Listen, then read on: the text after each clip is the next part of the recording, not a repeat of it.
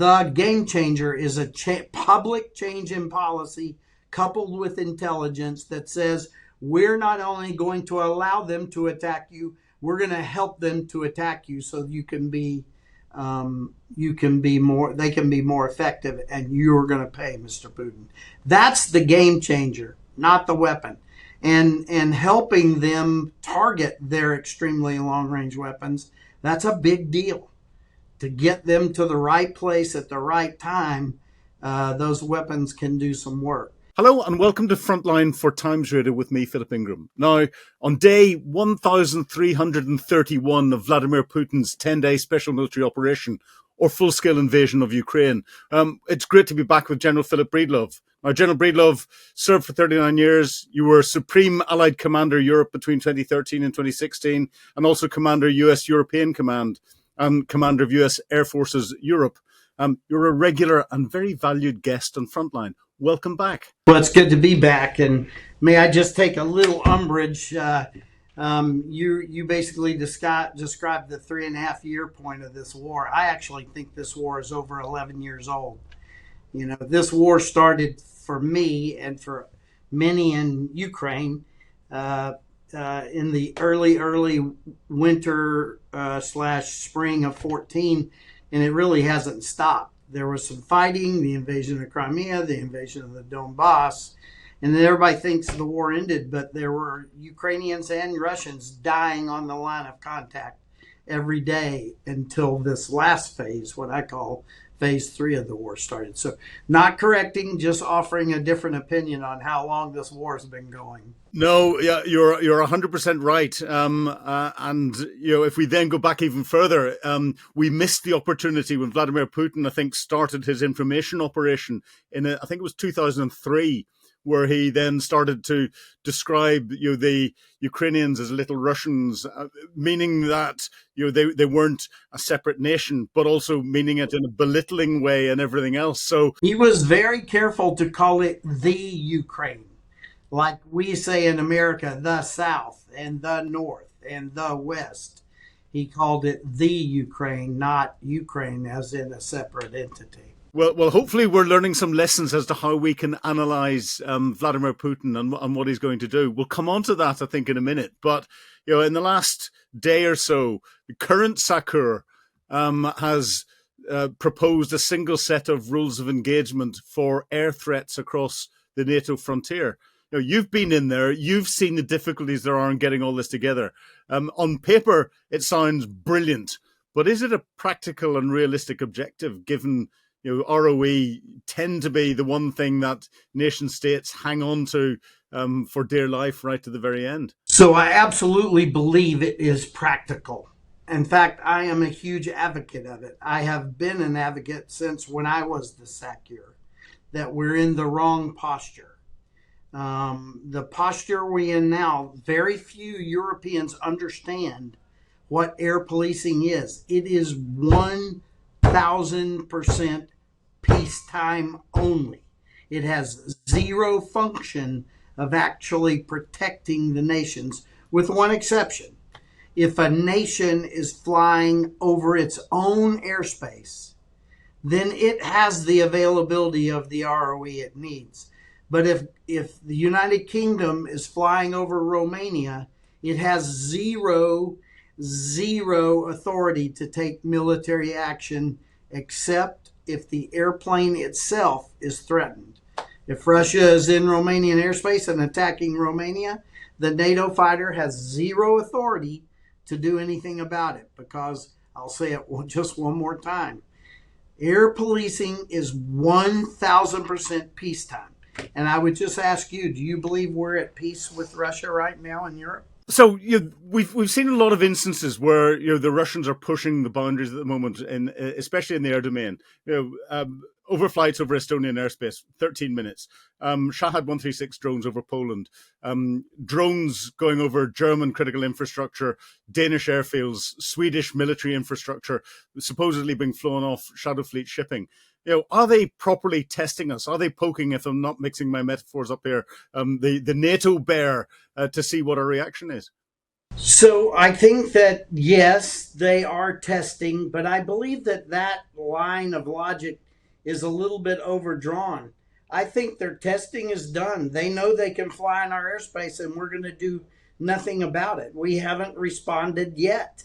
We've allowed them to do this. We are tolerating their actions, or at worst case, we are admiring the problem and doing nothing about it.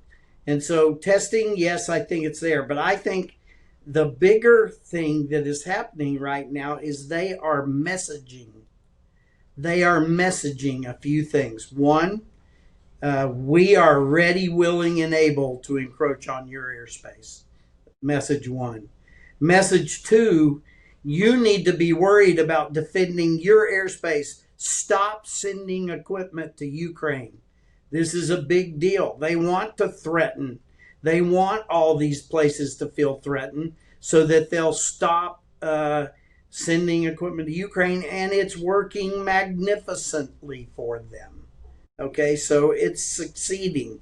So it's bigger than just testing. They've already decided they can fly in our airspace. But again, we've only had one instance of what you'd describe as conventional military air power going into the Estonian airspace from their fixed-wing Russian Air Force, which has played very little part in Ukraine. But the drones and everything else, if there is a peace deal for some reason or other in Ukraine and Russia gets the ability to reconstitute, everyone discusses reconstitution being how long it's going to take to build new tanks, build new conventional aircraft, build new conventional weapons.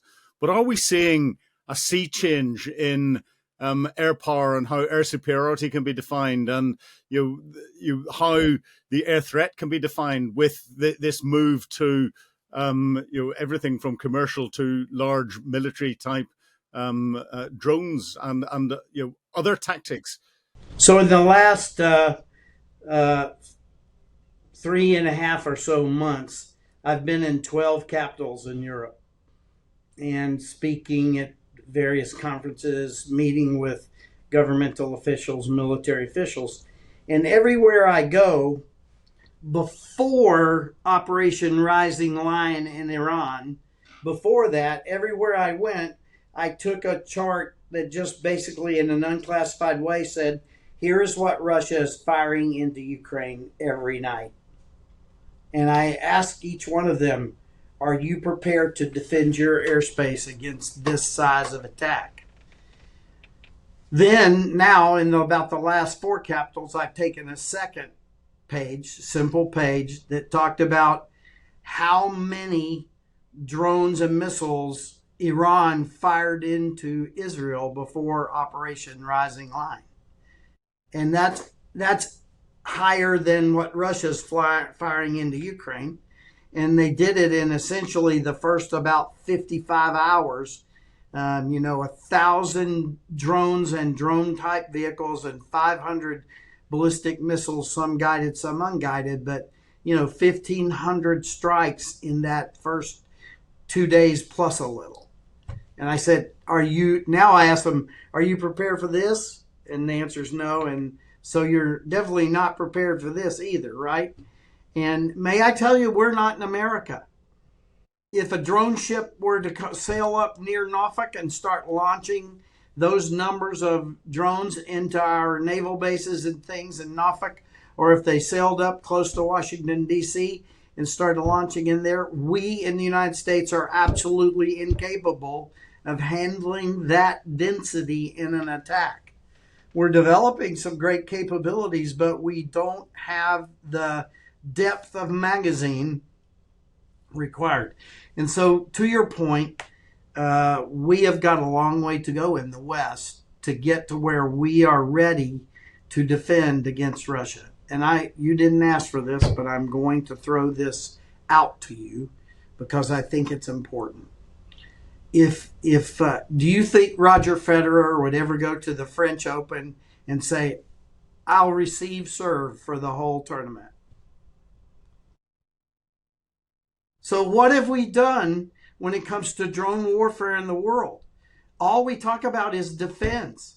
We have agreed we're going to receive serve and we're going to do the very best we can to defend ourselves. Wrong answer, wrong attitude. We talk now a lot in the circles of people who know air power that we need to get past shooting $7 million Patriots at $155,000 Shahed. And so part of defeating cheap drones is to kill them before they take off. We say colloquially that we've got to shoot the archer, not the arrow. So we have to get past some basic policy issues. If Russia is attacking a nation with Shahed drones, boom, you go in there, you take out the factory, you take out where they land when they come from Iran, where the parts are coming from China, you take out the launching sites, you take out the storage areas, and now you're getting to a cost-benefit ratio that you can live with.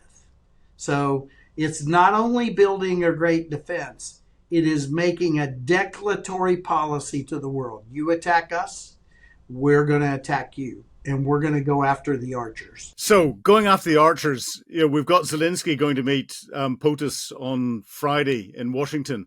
Do you think he's going to allow Zelensky to use US TLAMs to go after the archers because one of the targets that people talk about are the Shahed drone factories? Do you think the time has come that President Trump has changed his mind and is going to give President Zelensky what he needs to have that effect? Well, let's first say it is my hope and desire that we do that. Whether we actually do that or not is another question. I am now more than a glass half full. I think that Mr. Putin has poked our president in the eye one too many times. Think of about the last 4 times America has made a peace overture. In the next 30 to 40 hours, Russia would slam Ukraine with massive attacks. And that's not about Ukraine. It's about, Mr. President, I'm in charge here, not you. And I'm going to attack Russia or Ukraine the way I want to. And so I think that Mr. Putin has done that one too many times.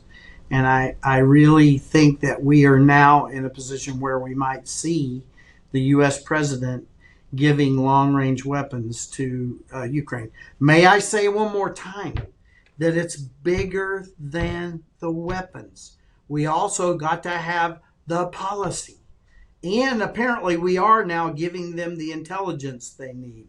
But when we give them the intelligence they need, and then we in a public way so that Russia can hear it, including the people of Russia, when they hear that the United States is giving the green light to Ukraine to now use Western weapons to attack deeply into Russia, and then we give them the Tomahawks and so forth, that all added together, that is a powerful force for change in this war. Oh, 100%. I agree with you completely. So many commentators don't, when they hear of weapons, they just think of a military effect, a weapons effect. They don't bring in the political effect you can have and the information effect you can have on the population. And that all comes together. But within that, okay, using your expertise now, the Ukrainians have produced their Flamingo missile, which has got a 1.1 metric ton warhead, a 3,000 kilometer range. Why aren't they just producing more of those? Why are Tomahawks being seen as this game changer? And what's the difference? What are they going to add? So I would tell you that I don't see the Tomahawk as the game changer. The game changer is a public change in policy coupled with intelligence that says we're not only going to allow them to attack you, we're going to help them to attack you so they can be more effective, and you're going to pay, Mr. Putin. That's the game changer, not the weapon.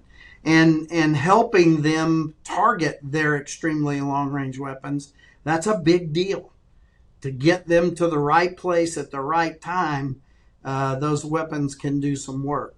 So yes, the kit of a Tomahawk is a big addition, very reliable, very, very accurate. has done immense work for our nation in the past. That's all important and great.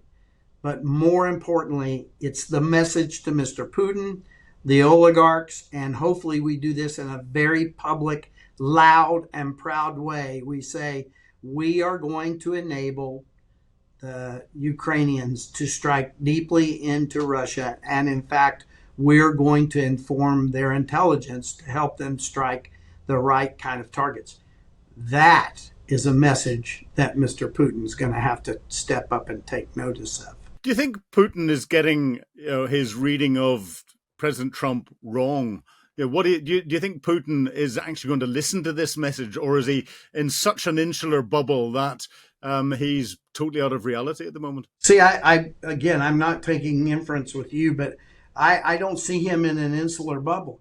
He's doing it because it has wildly succeeded. His threats, his intimidations, his psychological war with the West has worked wildly. It is his most successful weapon to this point. The Biden administration was nearly fully deterred. And honestly, I think to this point, this administration has been more deterred than the Biden administration was deterred. So I don't see him in an insular bubble. I think he's sitting back reveling in how good, some call this you've heard these words, reflexive control. I believe that's part of it. But the bottom line is Mr. Putin has been waging a psychological war on the leadership of the West, and it has succeeded wildly. So I don't see it as a bubble. He's really happy with how it's working for him, and he's going to keep doing it until he sees a concrete change in how the West is happening or handling it. And I think that possibly this intelligence change, this policy change, and then Kit on top of that, maybe that's the message that says it's not working anymore, Mr. Putin. We are not now afraid of our shadow in Ukraine. Now, we're seeing NATO coming together in a way that you and I probably wouldn't have thought could have ever happened, and greater levels of cooperation, and NATO bringing in two new nations as well. But one of the criticisms that we always have after every operation, and the lessons that come out go into our nations, is our nations then learn the lessons for the last war, not the next war. What do you think are the main lessons that are coming out of Ukraine at the moment that we should be learning, and what are the dangerous ones? Okay, so let's be very honest up front, intellectually honest. I'm an aviator. So my first lesson is there is this feeling out there in the world that we don't need traditional air power anymore because drone warfare has taken over. Could not be more mistaken. Here's why I would say that. My children, 2 of them, wear the cloth of our nation. They serve. I do not want them in a war like Ukraine. What we have in Ukraine, because there's no traditional air power, and it's, the vast majority of the air power being exercised in Ukraine are drones. So we have a World War I static line, artillery and attrition-based, ugly war. We don't want that. Let's contrast that to what the Israelis did in Operation Rising Lion, where they went over 1,000 miles away and within 2 days had established air superiority over Iran. Drones were a part of that attack. And yes, they are a contributing and important factor, but Israel went in there and established air superiority, and then they started systematically disassembling the military of Iran to the point where the world said, stop, you got to stop. If we'd have let them go another month, there would be no Iranian military. Okay? And so that's the war I want my kids fighting in. I want Western air power, all the services, not just the air forces, Western air power to go in, set the conditions of air superiority over the fighting spaces, and then let air power do what air power does to support the ground forces. Do you think the Chinese are learning the right lessons out of this as well from what you're seeing? What the Chinese are learning is you can intimidate America and the West, and they will stay in their holes. That's what, I was asked a question here. I lecture at university. I was asked the question, what is our policy towards Taiwan, the Republic of China, Taiwan? I said, somebody Google it. Let's read the policy. And you could Google it and read it. And I said, do you think that's the policy that China is seeing? No.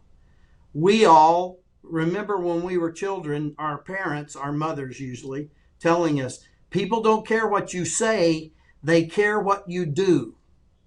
Okay? People don't care what you say, they care what you do. So here's what we're doing. We have a policy towards Ukraine. It's called the Budapest Memorandum of 1994.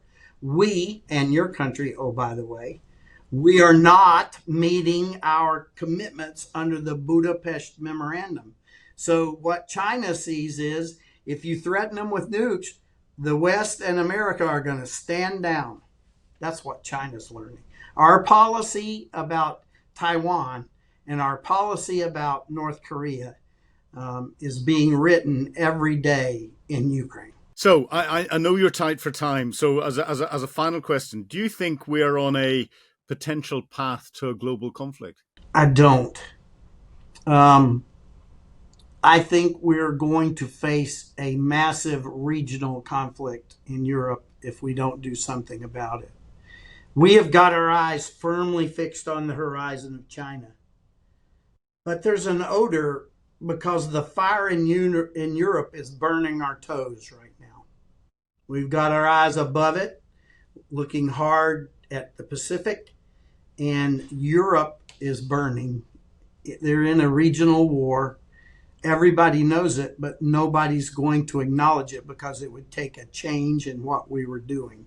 And right now, there is no stomach for that change. And so I fear both World War I and World War II started for far less reasons than we have going on in Europe right now.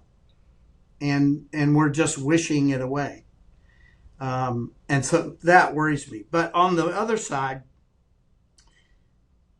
our competitor, and I hate that word, but our competitor in China, I think one of the things they understand is if we get into a big shooting match, everybody's economy is going out the window. Everybody's. And they know in China, in the last part of sort of recorded history in China, the regime in China has fallen 4 times. And who did they lose to all 4 times? Internal revolt. I don't count World War II as a defeat of China because they didn't totally defeat them. But 4 times the dynasty was overthrown. I believe that number is correct. Internally. And if China gets in a big shooting match, they are not going to be able to support the living standards of the people in China. And I think they understand this. And I think that China really doesn't want to fight. They just want to impose their will as a regional hegemon to begin with. And I think their sights are about there. And I think they understand the cost to that goal if a big shooting war starts. So I'm a little more optimistic about the Asian Pacific region than most. I've served there 3 times and 4 times if you count when I was a desk officer for China, Taiwan, North Korea in the Joint Staff. I've served there. I understand it. I really don't think China wants a big war. We need to be preparing because that's the best way to avoid a war is to be prepared. But right now, as I said, we got our eyes fixed way out there on the horizon with China, and our toes are burning off in Europe. Well, on that optimistic point, that's probably a good point to stop. General Philip Breedlove, it's been a real pleasure talking to you today on Times Radio Frontline. Thank you. You've been watching Frontline with me, Philip Ingram. If you'd like access to exclusive content, please subscribe to Times Radio membership and watch us on YouTube. But you can now get us as a podcast wherever you get your podcasts from. And don't forget, you can also listen to Times Radio for the latest updates on global affairs and read about them at thetimes.com. Thank you.